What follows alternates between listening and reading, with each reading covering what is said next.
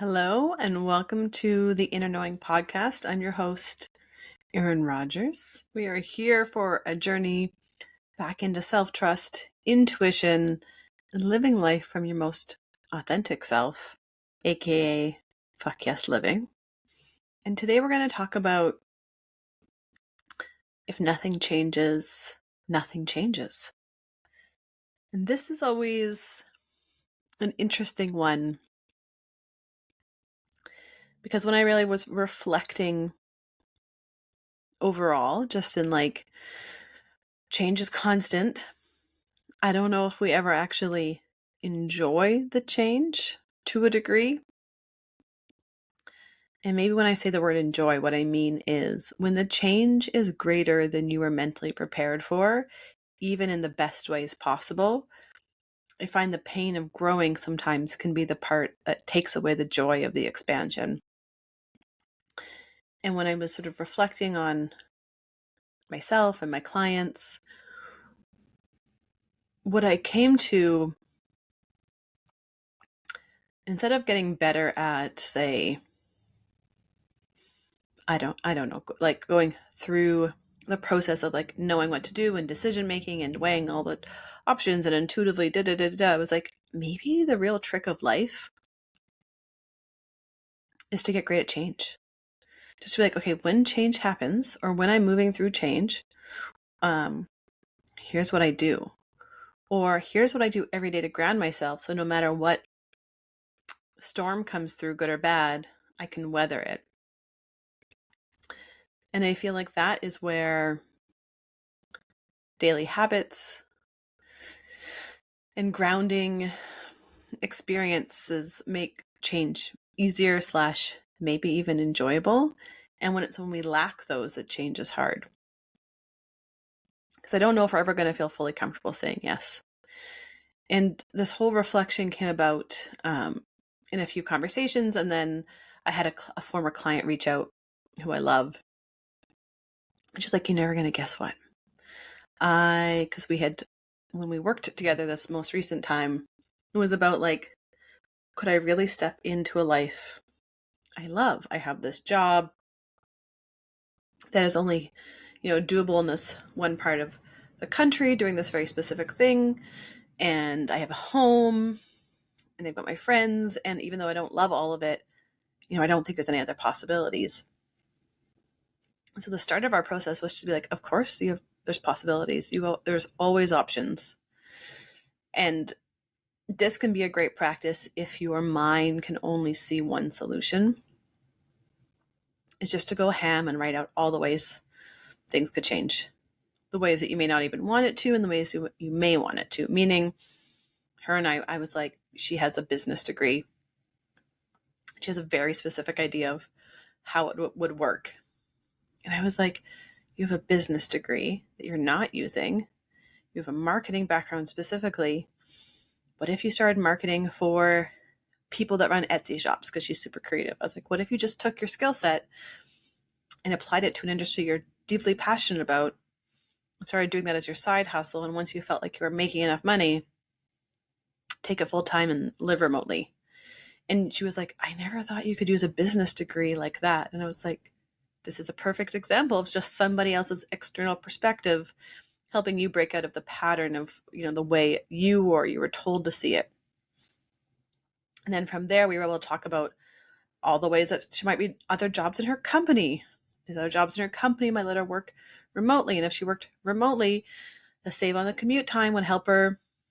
Again, she's highly creative. Work on her creative projects that could generate other income, and then she'd have enough time for experimentation to see what she truly loved, and then she could live in a different town or city that she loved.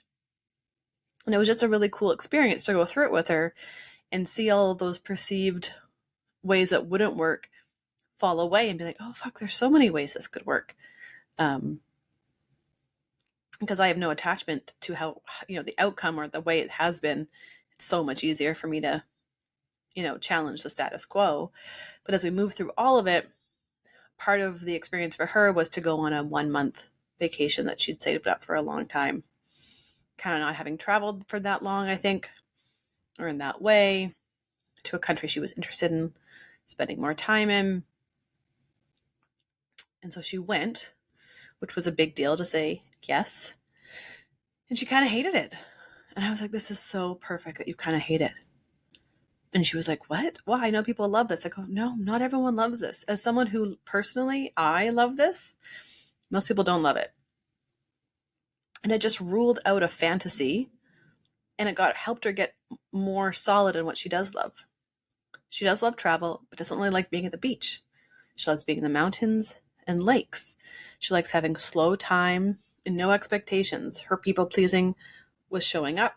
So it was like, okay, cool. So like your next series of work we're going to do is caring for your people pleasing tendencies, your ability to kind of like go with the flow, but even if it's against your own desire. So it's sinking into your desires.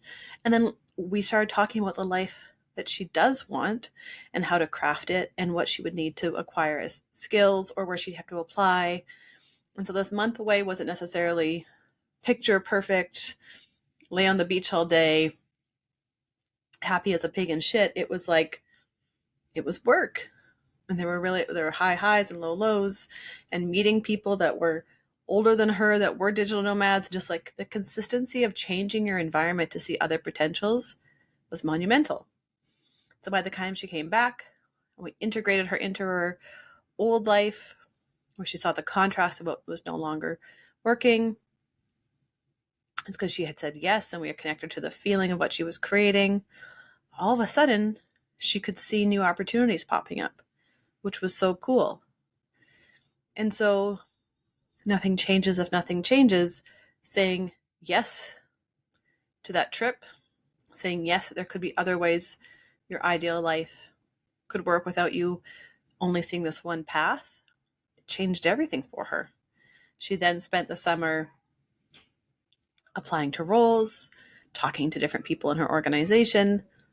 Lo and behold, the ideal job she was looking for in a remote capacity in another city she loved was available. And her bosses were able to advocate for her. And it was just like, oh shit, this is really going to happen. So then the next phase that she's in right now is to say, how can I ground into myself? Remember that I am my home, my body is my home. And through the transition, I remain safe and sound. And I don't have to have all the answers, because what I do have is the ability to be present, make choices as I go through the change, and ideally keep letting go of what we cannot control. And so she sent me a voice note just last week being like, you'll never guess I'm in the final stages of this process, and I think it's going to happen. And she was able to identify that the work we had done 6 months prior had laid the foundation for everything that was happening today, which we love, which is why it's so important to take those, even just those baby steps. So if there's an area of life where you're like, oh, it's the same old thing, I'm real scared, or I'm not going to take the step, nothing changes if nothing changes. Figure out what step you could take. Figure out what perspective you could shift. You know, if you're someone who tends to see things of life working against you or things being hard. I had a client today, we were talking, and there was something on in her team that wasn't working anymore. And someone's character clearly came into play. I was like, what if this was the best thing that happened to you? What if seeing this person clearly now saved you a whole bunch of pain and hurt down the road? Like, this thing today is shitty, but what if actually it saved you? It's going to help you get tighter on expectations and contracts and descriptions and all these other pieces. And so what if, even though it feels shitty, it's the best thing? What if this was the perfect way to shift all these little pieces of your business that are going to save you thousands of dollars down the line? If you had never seen this edge, this discrepancy, this place that needs change. So she could do two things. She could ignore it, be like, this is a one-off. Or she could, okay, great, let's dive into the details. Let's change this. And so if you are on the edge of change, the place I see people most often when they come to me is, we have this conversation. where they know that I am publicly out and about with my intuition. They'll say, "Oh, mate, yeah, I think I'm intuitive." Or when I was a kid, I saw insert ghosts, energy, aura. I felt everything. People have a very clear memory. And then they say, "But do you think I'm intuitive?" Yes, I do. That is how it goes. And then they start to tell me even more examples of these small or large things that have happened. And so the journey begins by you saying, "Yes, I'm intuitive." Even my change in perspective invites more possibility in with my intuition. And then where you would have ignored the intuition previously, you begin to listen. Nothing changes. Nothing changes. Even in the smallest degree, whether it's speaking your mind, sharing your thoughts, not going to that party because it feels off, just tapping in, listening to your intuition, asking it if it has anything it wants to tell you, keeping it very simple. But becoming good at change isn't about having some epic process. It's about taking these small, minute experiences that allow you to grow trust with yourself, seeing how well you do. And if there's places it's sticky, there's places it's sticky. And you get better each time you do it, because as you build these small experiences, you accumulate evidence. Evidence that you will follow your intuition, and evidence that you do trust yourself. Even if it's not necessarily evidence of how it'll all work out, all of this small series of choices you make add up to evidence to trust yourself, to move with what is, that you can create this life one step at a time. That's how you become more intuitive and self-trusting and feel better with your decision making. You can see where you've given away your power, where you've compromised, and slowly take it back. You don't have to rush through anything. You just have to start. So if you are on the edge of accepting that you are intuitive, if you are on the edge of moving with your intuition, if you are on the edge of getting out of constantly living in your head and considering that you could live in your heart in alignment with your higher self and make more intuitive decisions that are going to feel better in your body, this is your sign. It's time to do it.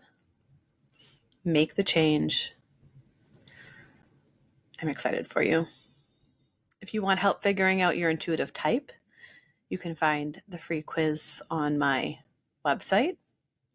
I would love to give you more detail. There's a full workbook access post quiz that will help you grow and flourish your intuitive type. And if you're looking to infuse your intuition into life and business, into the everyday, to make greater decisions, to shift your limiting beliefs, I'm your girl. I have one-on-one mentoring coaching spots available, and I would love to be the one that supports you, that takes you from I don't know to I fucking know for sure, to manifest that which has been sitting right in front of you, but you've been too afraid to step in and create in the reality. To help you live in the 3D, will be connected to the 5D, all that good stuff. You can find all the links below. I hope you have the most magical rest of your day. Your intuitive human walk was enjoyable. And if you have any questions or any topics you'd love me to talk about, send me a DM, send me an email. I would love to hear from you.